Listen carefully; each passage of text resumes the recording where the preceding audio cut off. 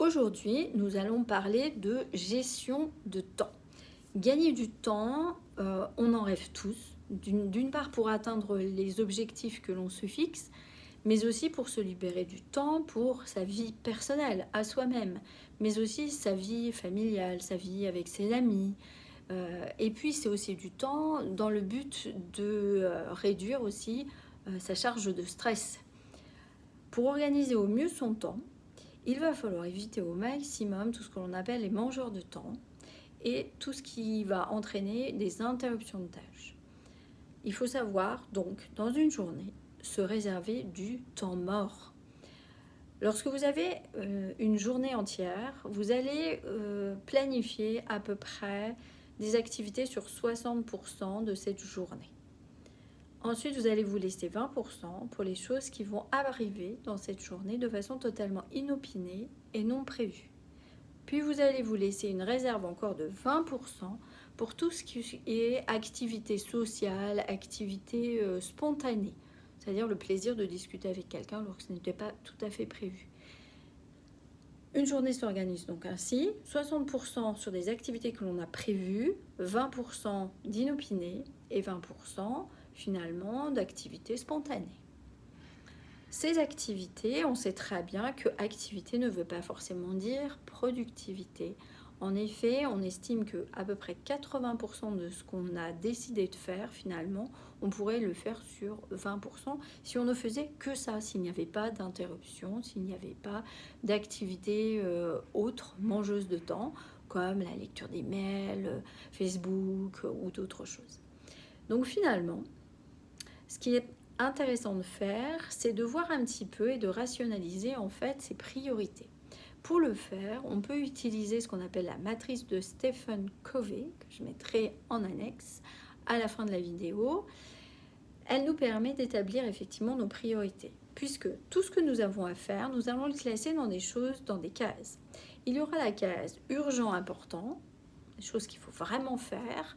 Il y a les choses qui sont importantes, non urgentes.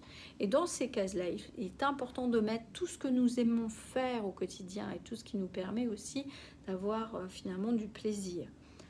C'est important. Ce n'est pas forcément urgent, mais c'est important. Ensuite, il y a la case urgente, mais non importante. En général, ça va être un mail, ça va être des choses qui sont plus génératrices de stress. Mais elles ne sont pas forcément importantes ni urgentes.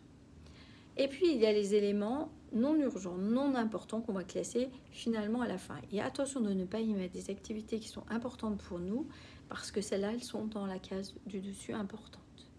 Ainsi, on va pouvoir établir ses priorités. Et on aura les choses qui seront indispensables à faire dans notre journée. Il y aura les choses qui seront nécessaires. Parmi ces choses nécessaires, bien souvent, il y a des choses que l'on peut déléguer, contrairement aux choses indispensables qu'on ne pourrait ne pas déléguer. Et puis, il y a les choses qui seraient souhaitables de faire, mais qu'effectivement, parfois, on ne peut pas réussir à les rentrer dans notre journée. Et puis, surtout, ce qu'il faut prévoir, c'est dans la journée, au moins 1 heure pour soi de tranquillité. La technique que nous allons voir aujourd'hui, qui est une technique de programmation du jour à venir, permet justement, grâce à la sophrologie, d'organiser au mieux notre temps.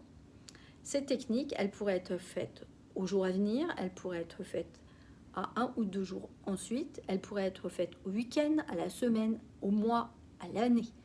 Il suffirait juste de la transposer et la vivre de la même façon. La même journée du lendemain pour être transposée à un an plus tard. Cela permet quoi, cette technique? Ça permet d'améliorer sa gestion du temps, de la programmer de la façon dont on voudrait être dans cette journée. Non pas faire, mais être. Ça permet d'améliorer la relation aux autres. Ça permet aussi de renforcer le positif qui est en soi.